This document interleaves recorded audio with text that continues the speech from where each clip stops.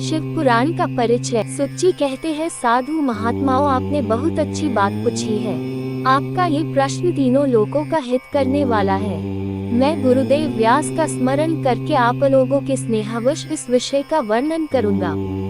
आप आदर पूर्वक सुने।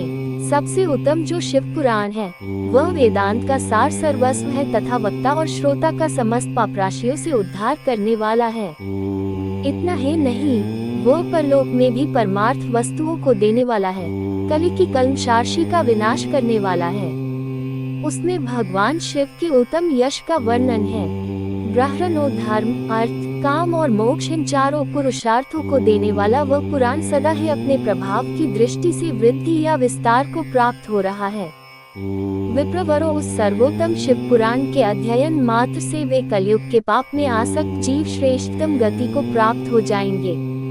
कलयुग के महान उत्पात तभी तक जगत में निर्भय होकर विचरेंगे जब तक यह शिव पुराण का उदय नहीं होगा। इसे वेद के तुल्य माना गया है। इस वेद कल्प पुराण का सबसे पहले भगवान शिव ने ही प्रणयन किया था। विद्येश्वर संहिता, रुद्र संहिता, विनायक संहिता, उमा संहिता, मातृ संहिता, एकादश रुद्र संहिता, कैलाश संहिता, शतरुद्र संहिता, कोटिरुद्र संहिता, सहस्त्र कोटिरुद्र संहिता, वायव्य संहिता, धर्म संहिता, इस प्रकार इस पुराण के 12 भेद या खंड है। ये 12 संहिताएं अत्यंत पुण्यमयी मानी गई है। ब्राह्मणों, अब मैं उनके श्लोकों की संख्या बता रहा हूँ। आप लोग वह सब आदर पूर्वक सुने। विद्येश्वर संहिता में 10,000 श्लोक है। रुद्र संहिता, विनायक संहिता, उमा संहिता और मातृ संहिता, इनमें से प्रत्येक में 8,000 श्लोक है।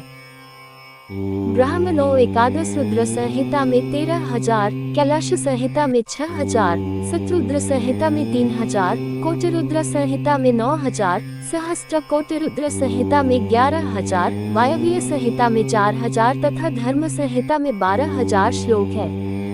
इस प्रकार मूल शिव पुराण की श्लोकों की संख्या 1,00,000 है, परंतु व्यास जी ने उसे 24,000 श्लोकों में संक्षिप्त कर दिया है। पुराणों की क्रम संख्या के विचार से इस शिव पुराण का स्थान चौथा है। इसमें 7 संहिताएं हैं। पूर्व काल में भगवान शिव ने श्लोक संख्या की दृष्टि से 100 करोड़ श्लोकों का एक ही पुराण ग्रंथ ग्रथित किया था। सृष्टि के आदि में निर्मित हुआ वह पुराण साहित्य अत्यंत विस्तृत था। फिर द्वापर आदि युगों में द्वैपायन, व्यास आदि महर्षियों ने जब पुराण का 18 भागों में विभाजन कर दिया, उस समय संपूर्ण पुराणों का संक्षिप्त स्वरूप केवल 4,00,000 श्लोकों का रह गया। उस समय उन्होंने शिव पुराण का 24,000 श्लोकों में प्रतिपादन किया। यही इसके श्लोकों की संख्या है। ये वेद तुल्य पुराण 7 संहिताओं में बटा हुआ है। इसकी पहली संहिता का नाम विद्येश्वर संहिता है। दूसरी रुद्र संहिता समझनी चाहिए। तीसरे का नाम शतरुद्र संहिता, चौथी का कोटिरुद्र संहिता, 5वीं का उमा संहिता, 6ठी का कैलाश संहिता और 7वीं का वायव्य संहिता है। इस प्रकार यह 7 संहिताएं मानी गई है। इन 7 संहिताओं से युक्त ये दिव्य शिव पुराण वेदों के तुल्य प्रमाणिक तथा सबसे उत्कृष्ट गति प्रदान करने वाला है। ये निर्मल शिव पुराण भगवान शिव के द्वारा ही प्रतिपादित है। इसे शैवशिरोमणि भगवान व्यास ने संक्षेप में संकलित किया है। ये समस्त जीव समुदाय के लिए उपकारक, त्रिविधिक तापों का नाश करने वाला, तुलना रहित एवं सत्पुरुषों को कल्याण प्रदान करने वाला है। इसमें वेदांत विज्ञानमय, प्रधान तथा निष्कपट निष्काम धर्म का प्रतिपादन किया गया है।